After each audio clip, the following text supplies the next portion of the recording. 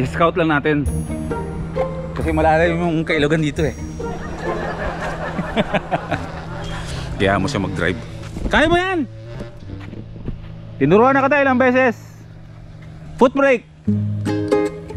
Kasi dati pinag-drive ko to, nabigla. Imbis na preno yung apakan, yung gasolina yung inapakan. Wow naman! Tanda lang ha. Sige, diretso. Unti-untiin lang natin yung pagturo sa kanya ng pagdadrive. Dahil kapag nasana na mag-drive yan, siya ang pagdadrive natin. Oh! Hanggang dito lang? Ayoko, ikaw na. Sige na. Ayoko. Nakakatawa naman. May nagdadrive para sa akin.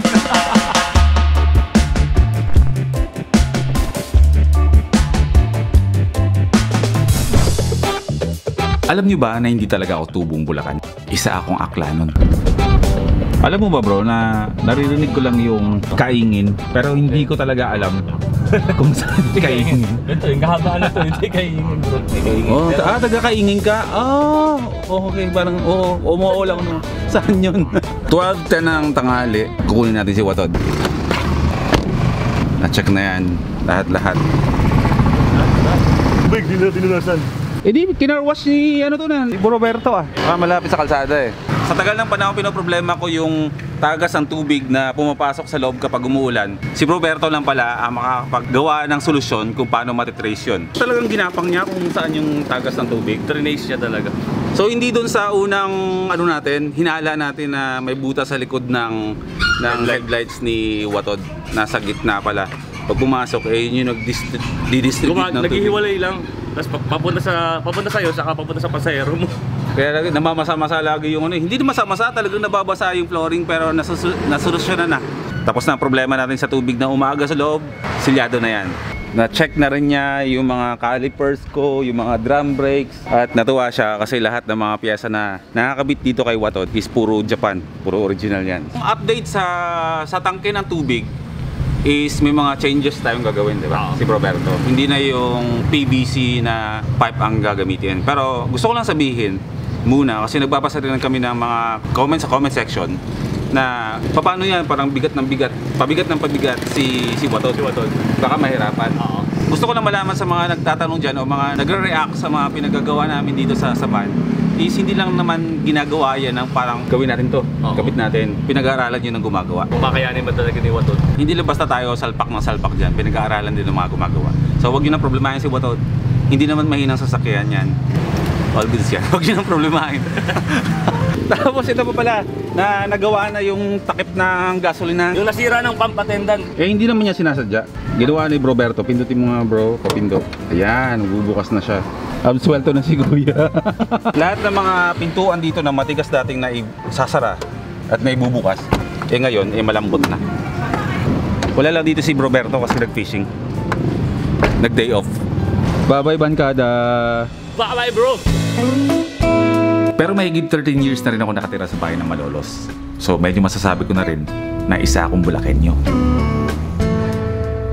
Ang laki na ng pinagbago ng Malolos. Ang bilis ng progreso ng pag-unlad ng Malolos. Kung dati yung Malolos City nung napunta ako dito, nung nalipat ako dito, patay na lugar to eh, patay na syudad. Pero ngayon parang sobrang dami na ng mga establishments na nagsulputan.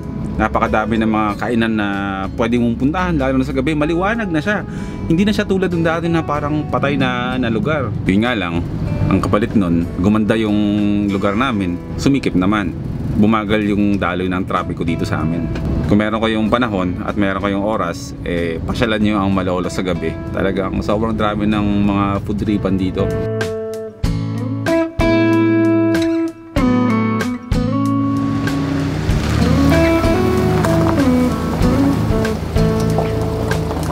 Alright, lampake, charge lahat-lahat.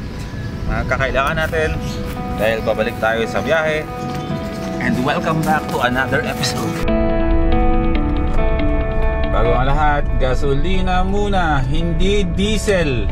May battery lang pinakabili ko kasi mayroon pang ano yan, may laman pa yan.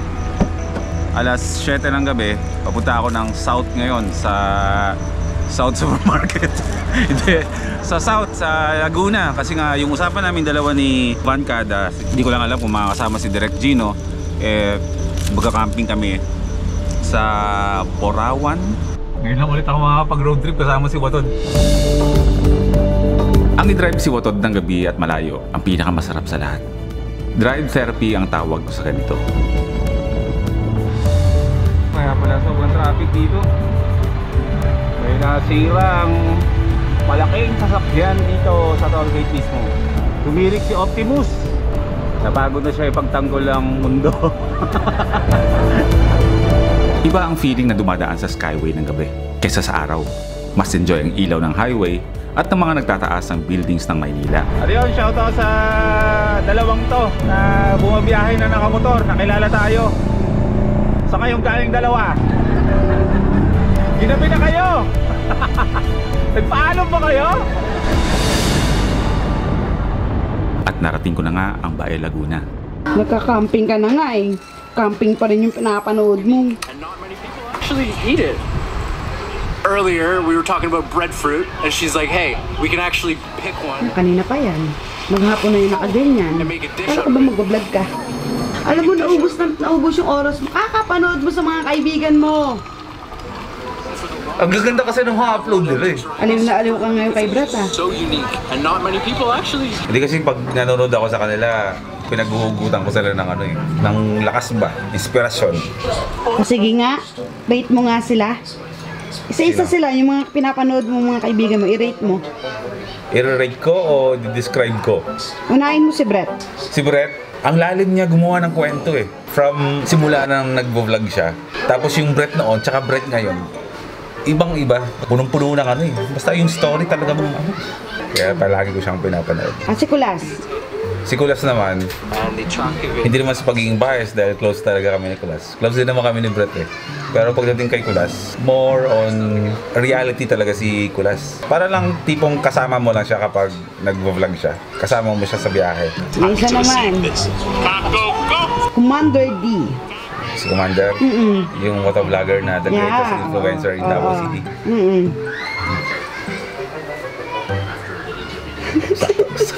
Sakto lang. Inaasara mo na naman siya. Inaasar niya ako lagi eh. Kaya di yan ang gusto mong gawin ko reaction sa kanya. Inaasar mo ako lagi, Commander D. Di aasar kita. Nice bro, nice try bro. Keep it up. You are the most influencing influencer of Davao City, from travel vlogs to moto vlogging, using sniper adventure plus sniper perfect. Simulan na natin ang biyahe na to ng solid na agahan. Maglalakayan yung mga truck. Okay, good morning mula dito sa Chaong Bypass. 5:45 na ang usapan namin. Is 3 AM kami aalis pero hindi namin nagawa kasi sarap matulog eh. Pero sila Vancada, yung mga imimit natin mga kaibigan natin is nasa Candelaria, Quezon na sila. Merry Christmas to you. Ngayon, himinto muna kami dalawa dito ni Prisha. Mahal, magkaya ka muna at hinahanap ko na sa vlogs ko. Explain. Dahil po sa Laguna is meron kaming panibagong ginagawa or mangyayari na bagong chapter ng buhay namin dalawa. Busog! Kain busog! We are now entering Candelaria, Quezon. Yung nasa Luzon ka, pero yung sound tripping mo, reggae ng ano, mga Bisaya, Mindanao. Sabi yan. Nasaan ka na daw?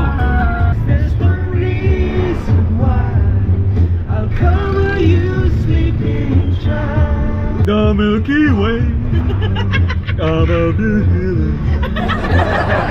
Yung kantang yan, para yan sa taong wala pa sa buhay niya, yan yung message ng kanta. Di ba alin na magkantay ng matagal kung meron kung panghabang buhay naman daw. Oo.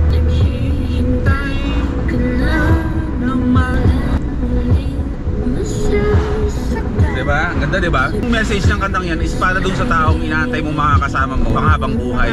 Kaya favorite ko yun kasi hanggang ngayon inaantay ko yung taong yun. Joke lang. Gusto mo ano? Para maghiwalay na tayo. Hindi pa na ako yun. Bakit? Tandaan mo. Ikaw lagi maghiwalay sa akin. Kaya mag-anak na ako. Joke lang. Pag hindi ganito ang game natin, kapag umuulan talaga, hindi tayo magbubuklat ng roof tent. Oo. Kasi posible kasi yung ganitong panahon hanggang bukas to eh. Diba sabi mo gusto mo maghamok? Oo, gusto ko. Ang tarik! Laban natin to. Laban! Laban!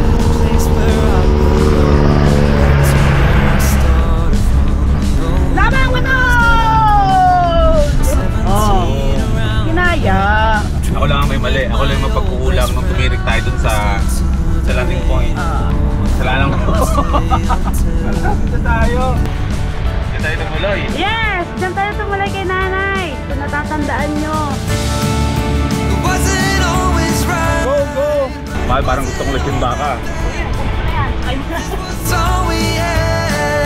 Wala si Gino eh. Kapag katiwala ko na sana yung baka na yung kay Gino eh. Kung mag-drive yan, tatawid natin ng ilog.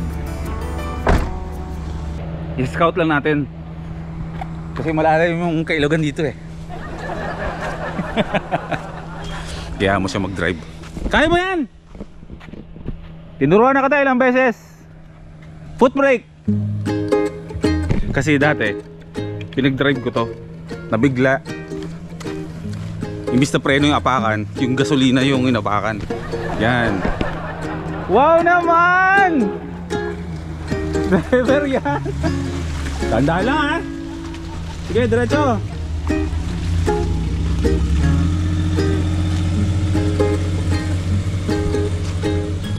Unti-untiin lang natin yung pagturo sa kanya ng pagdadrive. Dahil kapag nasanay na mag-drive yan, siya ang pagdadrive natin. Oh! Hanggang dito lang? Ayaw mo i-diretso? Ayoko, baka may pababa eh. Pag may pababa ako na. O sige na, halika na dito, malapit naman na. Mukhang ito na yata yun eh. Ito na yun, mahal. Ang tanong, kung ay, ayun, ay hindi. Sila Bancada, nasan?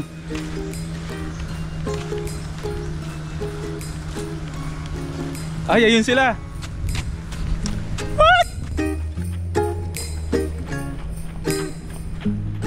Nakakatawa naman. May nagdadrive para sa akin. Oy, driver ako.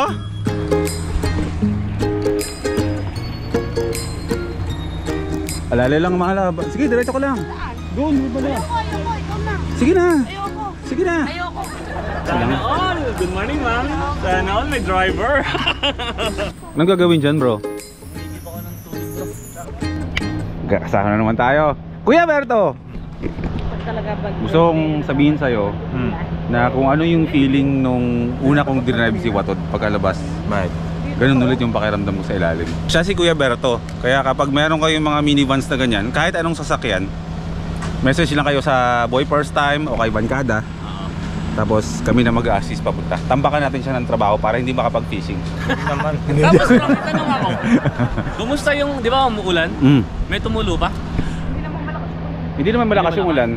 Pero siyempre, ginawa na ni Roberto. Yun lang talaga nakita ko na problema nun. Yung pinaka-host, yung host ng ano mo, ng brake fluid, yung tank. Yun lang talaga, nung binasa ako siya. Wala na iba, sinanggal ko nga yung compartment, wala naman ako nakakita ng iba. O siya. Yun lang. So ayun. So isa sa mga dahilan kung bakit nandito tayo is celebrate na rin ang birthday ni Kuya Berto. Konting hinga at pahinga muna bago namin i-set up ang magiging tahanan namin ngayong gabi. Wala tayong tubig. Wala tayong tubig. Wala tayong panluto. Babalik tayong bayan. Nasa beachfront tayo. Matutulog tayo sa tapat ng dagat. Gigising tayo sa tapat ng dagat. Pag-isipan namin kung mag-tent kami or mag-hammock or mag-roof tent, depende sa panahon. Good morning, bro! Isa rin sa natutunan ko, sabi sa akin ni Roberto, kapag bumabiyahe ka ng matagal, paghinto ng paghinto mo ng sasakyan, huwag mo munang papatayin. 10 minutes, 15 minutes na kami dito na nakahinto, pero hindi namin pinapatay yung makina. Mamaya-maya. Shoutout mo yung favorite hammock mo. Siyempre. Shoutout sa Sierra Madre, of course. Shoutout sa kaibigan ko si Direk Chino na super fan ng hammock. Ayan, hawaan mo na kami. Nagtatali na rin kami palagi ng hammock.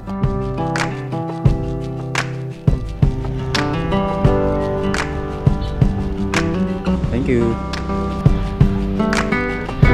Hoy, ba't ka na natutulog na agad dyan? Ang sarap eh.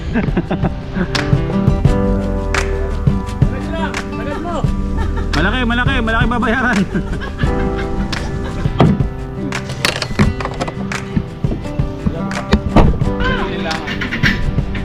Ganda ng pwestuhan namin. Kapag kasama ko si Bancada, hindi ko na nagagawang mabukas ng mga owning ko kasi nga malaki yung kanyang owning, pwede na para sa lahat. So kaya pinagdidikit na lang namin yung sasakyan. Nasa gitna yung owning, andyan yung outdoor kitchen niya. Yung bonding time namin, nasa gitna lang. Kasyang-kasya kami lahat. Mahal, mag-set up ka na rin. Fishing mo. Pang-fishing bili. Ayoko. Bakit? Baka mapaya ako. Tayo, pagka, bingwit na agad sila. Kanina pa nandun. Ni tamang pagtalingan ng sima, hindi ako marunong eh. Taling bata ako eh. Kaya siguro hindi ka nakakahuli. Oo. Saka ano nila yun eh, aral nila yun eh. Kung gaano kabigat yung bato, pamato kung tawagin. Alamin nila ng ganyan, tapos Pahabol lang ba kayo, kuya? Magpapahabol lang? Wait and bait lang. Ah, okay. wait and bait. So ibig sabihin nun, tataya ka lang. Hindi sila. Ako naman kasi pilingero lang naman ako. Lahat-lahat na nakikita nyo sa van, sa loob ng van, for aesthetics purposes only yan. Pero sila kasi mga talagang ano yan, legit mga anglers yan. Confident sila na mayroong talak. Ano bro? Asoho? Oh. Alam nyo kung bakit? Dito na sila galing. Kaya nila binabalikan to kasama tayo kasi nakakahuli talaga sila dito.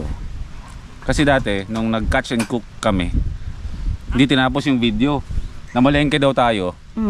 Tapos doon niluto. Hindi tinapos yung video na namimuyit talaga sila. So ngayon itong video na to, pumunta lang talaga kami dito, tayo, para patunayan. Mapapressure sila. Hindi naman nila alam na namalengke tayo bro, di ba? Yun, hindi nyo alam na namalengke, malalaking isda. Ewan ko na lang kung hindi nyo pa nababasa yung mga sinasabi ko dito. Pagkatapos ng konting pahinga, pinagpatuloy na namin ang pagsiset up ng lahat. Yan ang gagawin mo, tutok na tutok mo. Sobrang hirap. Puno tayong kape. No, bro. Pagkape tayo. Nakasabi na namin makahuli, nakakadalawa na si Roberto. OCD, let's go! Taroy naman, may ano na ang Hipon Brothers. Kanya lang official na jacket pang fishing. Hindi yun mainit bro sa ano? Ba't kayo lang meron? Ninigawan niyo sa akin birthday ko eh. Design talaga siya na kahit babad ka sa araw. Ay malabis ka na, malamig no. O ito, para makilala nyo sila ha. Ito si Roberto. Ito si Bro Hips. Mga ano lang naman nila yan, mga nickname lang nila. Pero may mga totoo silang pangalan yan. Ito si Poco Maru, may totoong pangalan din yan. Eric Alvaro. Eric. At si Kuya Berto ay si Alex. Tapos si Yoma Men ay si Dielo. Si Prisha ay si Jennifer. At si Boy P ay si Maclean. Ayan. Si Bancada ay si Jack. Si Gino, ang totoong pangalan ni Gino. Alam mo ba ano totoong pangalan ni Gino? Jumelo? Hindi. Ano? Artemio. Artemio ba siya? Joke lang. Baka magalit si Jello sa akin. Jomi. Ngayon ko lang maoorasan to kung ilang minuto yung pagpapakulo ng isang ganito. Kasi yung yung isang bluetti ko 5 minutes lang kumukulo na eh. Ay ito. Oo. O nga pala, dalawa pala yan. Bluetti yun eh. Parang di ba mas malaki? Parang yung kay Watod. Kasi yung malaking bluetti papadala sa akin. Bato o kay Warang? Kay Warang pala. Napaka perfect ng panahon no. Sana ganyan lang, yung kahit na madilim, wag lang bumuhos. Ito kilala ko yung mga kape nito, mga walang asukal to tulad.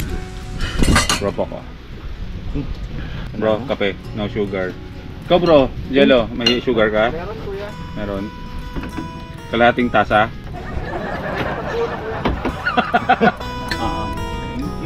Thank you. Yan.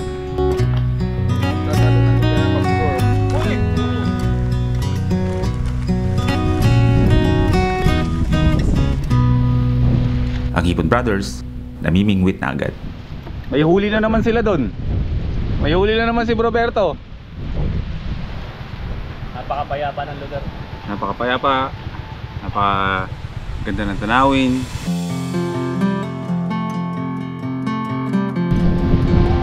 Kaya pala nagtataka ako nung sinisearch ko to sa mapa. Tinatawag na Borawan Island. Sabi ko, paano naging Borawan Island to? Pwedeng puntahan by land. Hindi naman tatawid ng bangka. Yung pala kanina, on the way dito, pagdating dito, doon ko lang nalaman na isla pala to. May nadaanan kami kanina ng tulay na dapat magpapalipad ako nito. Pero umuulan kasi. Yung tulay pala ang nagdudugtong. Kasi pupunta ka sa isang isla na merong kakarampot na tulay. So talagang isla pala itong pinuntahan natin. Hindi lang namin masyadong naramdaman kasi nga tulay yung dinaanan natin patawid dito. Welcome to Borawan Island.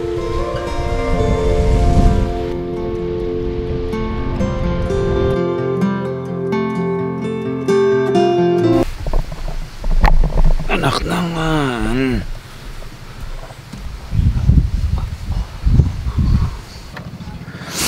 Nadali tayo ng jellyfish. I will make